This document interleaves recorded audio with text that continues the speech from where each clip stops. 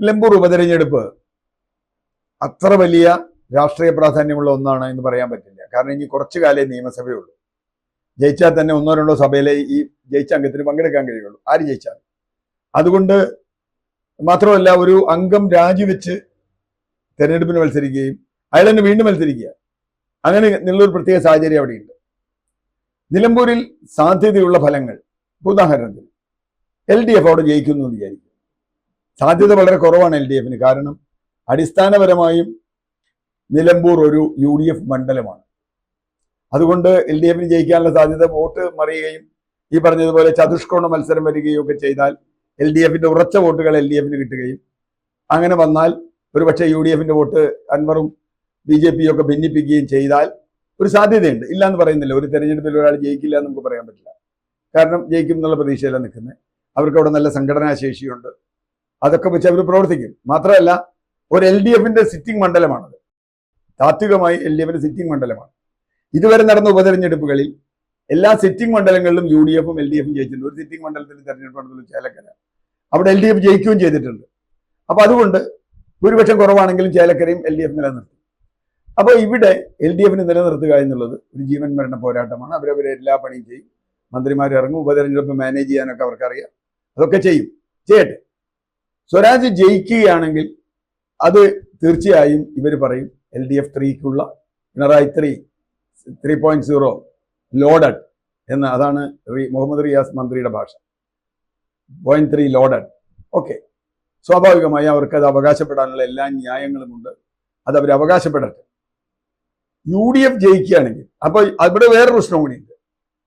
LDF ജയിക്കുകയാണെങ്കിൽ അവിടെ അൻവർ പിടിക്കുന്ന vote കൊണ്ട് UDF തോൽക്കുന്നു എന്ന് കൂടി വരും.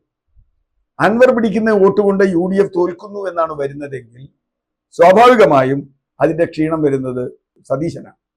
കാരണം സതീശൻ ഒറ്റയ്ക്കെടുത്ത തീരുമാനമാണ് എന്നുള്ള രൂപത്തിലാണ് വന്നിട്ടുള്ളത്.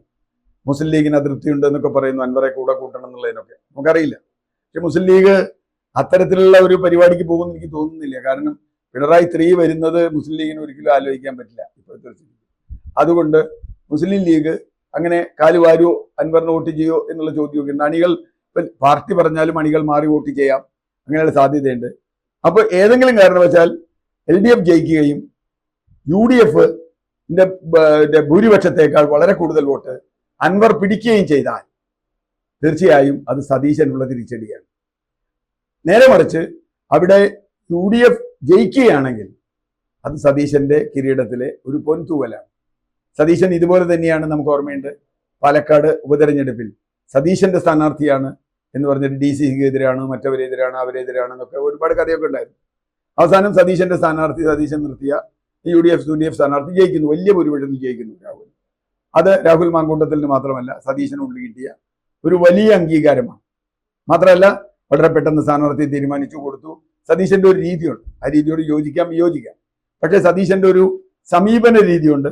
ആ സമീപനം അത് മാത്രമല്ല, അൻവറിനെ കൂടെ കൂട്ടണ്ട എന്ന സതീശൻ എന്ത് വിട്ടുവീഴ്ച ചെയ്ത അൻവറിനെ കൂട്ടണ്ട എന്ന് പറയുന്ന ഒരു രീതിയുണ്ട്. ആ രീതിയിൽ കാര്യമുണ്ടെന്ന് ഞാൻ വിചാരിക്കുന്നതാണ്. കാരണം സ്ഥാനാർത്ഥിയെ പറ്റി വളരെ മോശപ്പെട്ട അഭിപ്രായം പറഞ്ഞ ഒരാളെ എങ്ങനെയാ പിന്നെ ചേർക്കുക കൂടെ? അത് പറയാൻ പറ്റില്ലല്ലോ. നേരെ മറിച്ച് ഇപ്പോ പാലക്കാട് LDFന് പറ്റിയ ഒരു അബദ്ധം എന്താ? LDF തലേ ദിവസം വരെ പിണറായി വിജയനെയും കുടുംബത്തെയും തെറി വിളിച്ചിരുന്ന ഒരാളെ വിളിച്ച് സ്ഥാനാർത്ഥിയാക്കി, സരീനെ സ്ഥാനാർത്ഥിയാക്കി. എന്നിട്ട് എന്ത് സംഭവിച്ചു? 3ാം സ്ഥാനത്തിനൊന്നും വലിയ വ്യത്യാസമൊന്നും ഉണ്ടായില്ല, ചെറിയ വോട്ട് വ്യത്യാസം അങ്ങോട്ടും കൂടെ ഒക്കെ ഉണ്ടായിരുന്നുള്ളൂ. അപ്പൊ സരീനെ കൊണ്ടുവന്നപ്പോൾ ഇപ്പോൾ സരീൻ ലോകം പിടിക്കും എന്നൊക്കെ പറഞ്ഞുള്ള വലിയ വാചകം അടിച്ചിരുന്നു, നടന്നില്ല. അവിടെ സതീശന് മേൽക്കൈ കിട്ടി. അപ്പൊ സതീശന്റെ ആ മേൽക്കൈ നിലനിൽക്കുമോ ഇല്ലയോ എന്നതാണ് നിലമ്പൂരിലെ ചോദ്യം. സതീശൻ ഇത് ജയിക്കുകയാണെങ്കിൽ സതീശന് കൃത്യമായി മേൽക്കൈയുണ്ട്. മറ്റ് കോൺഗ്രസിലെ ആളുകൾക്ക് ഒക്കെ കിട്ടാത്ത ഒരു അഡ്വാൻറ്റേജ് സതീശൻ എന്ന് നമ്മൾ ടെന്നീസ് കളിക്കുമ്പോൾ പറയുന്ന പോലെ അഡ്വാൻറ്റേജ് സതീശൻ എന്ന് പറയും. അടുത്ത മുഖ്യമന്ത്രി സ്ഥാനാർത്ഥി UDF ജയിക്കുകയാണെങ്കിൽ സതീശനാവാനുള്ള സാധ്യത വളരെ കൂടും. അല്ലെങ്കിൽ സതീശൻ ചിലപ്പോൾ പ്രതിപക്ഷ നേതൃസ്ഥാനത്ത് തന്നെ പോണ്ടി വരും. വേറെ പ്രതിപക്ഷ നേതാവ് വന്നേക്കാം, അറിയില്ല, നമുക്ക് അതിന്റെ സാഹചര്യം. അപ്പൊ സതീശനും പിണറായിക്കും ഒരുപോലെ അർത്ഥത്തിലുള്ള ഒരു തെരഞ്ഞെടുപ്പാണ് പ്രതിപക്ഷ നേതാവിന്. അതാണ് ഈ തെരഞ്ഞെടുപ്പിനെ ഒരർത്ഥത്തിൽ രാഷ്ട്രീയമായി വാശി കൂട്ടുന്നത്. യഥാർത്ഥത്തിൽ രണ്ടുപേരെ സംബന്ധിച്ചിടത്തോളം. ഇനി മൂന്നാമതൊരു ചോദ്യം വരുന്നത്, UDF തോൽക്കുകയും അൻവർ വലിയ രീതിയിലുള്ള വോട്ട് പിടിക്കുകയും മുസ്ലിം ലീഗ് അൻവറിനെ കൂട്ടണം എന്ന് പറഞ്ഞത് അംഗീകരിക്കാതിരിക്കുകയും ചെയ്തു സതീശൻ എന്നാണ് ഒരു വാദം. അങ്ങനെയെങ്കിൽ ലീഗ് പിണറായി 3 വരുമ്പോൾ ലീഗിന് ഇനി ആ മുന്നണിയിൽ നിൽക്കാൻ കഴിയുമോ? അതൊരു ചോദിക്കാം. കാരണം ഭരണമില്ലാതെ അധികകാലം നിൽക്കാൻ കഴിയാത്ത പാർട്ടികളാണ് പലരും. അപ്പൊ അവരെ സംബന്ധിച്ചിടത്തോളം ഇനി ലീഗ് UDF വിട്ടുപോകുമോ? ഞാൻ എൻ്റെ ഒരു രാഷ്ട്രീയ നിരീക്ഷണം വെച്ച് UDF വിട്ടുപോകാനുള്ള സാധ്യത വളരെ കുറവാണ്. LDF ജയിക്കുകയും അൻവർ കൂടുതൽ വോട്ട് പിടിക്കുകയും ചെയ്താൽ ലീഗ് ഇടാൻ പോകുന്ന സമ്മർദ്ദം അൻവറിനെ UDFൽ എടുക്കണമെന്നതായിരിക്കും. ഞാൻ കണക്കാക്കുന്ന അതാണ്. അൻവറിനെ UDFൽ എടുക്കണമെന്ന് ലീഗ് സമ്മർദ്ദം ചെലുത്തുകയും ആ സമ്മർദ്ദത്തിന് UDFന് വഴങ്ങേണ്ടി വരികയും അങ്ങനെ നിൽക്കുമെന്നല്ലാതെ ഇന്നത്തെ ഒരു സാഹചര്യത്തിൽ ലീഗ് ഇടതുപക്ഷ മുന്നണിയിലേക്ക് പോകാനുള്ള സാധ്യത വളരെ കുറവാണ്. അത് മാത്രമല്ല, ഈ CPI സംബന്ധിച്ചിടത്തോളം ലീഗ് മുന്നണിയിലേക്ക് വരുന്നത് CPIക്ക് ഇഷ്ടപ്പെട്ട ഒരു സംഗതിയല്ല. അതുകൊണ്ട് CPI ഇതിനെ പരമാവധി എതിർക്കും.